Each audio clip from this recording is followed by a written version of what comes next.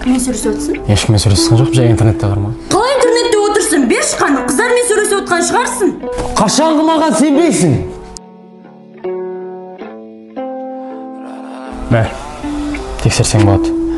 Мен саған сюрприз жасайын дегем. Жан кешірші. Мен просто бұрынғы отношениямнан кейін адамдарға сенуім өте қиын болып кеткен.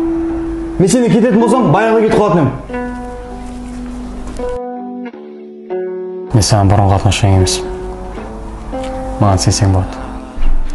Ақыры бұл сюрприз болмай қалды. Кеттік ана киімдерін жина.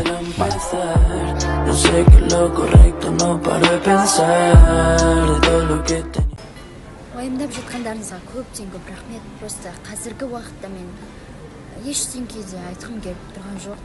Просто жалғыз өзім жүргім келіп тұр. Жалғыз өзім болғым келіп тұр. Ойымды жинақтап алайын.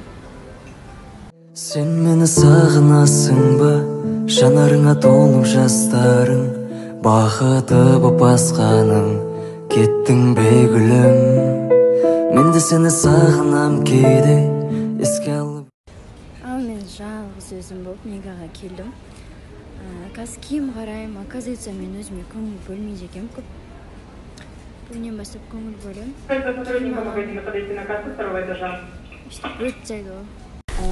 Блин! Қай сыймай қалды, алдында ғана алып едім ғой. Не болды тағы? Сыймай қалды мынау. Сол үшін аз тамақ жеу керек. Таңертеңнен кешке дейін аузыңа тамақ сала бересің. Сосын бір лимонад бересіңіз. Сен не аласың, жан? Жоқ, жан, рахмет. Тойып тұрым. Мен заказ берсем.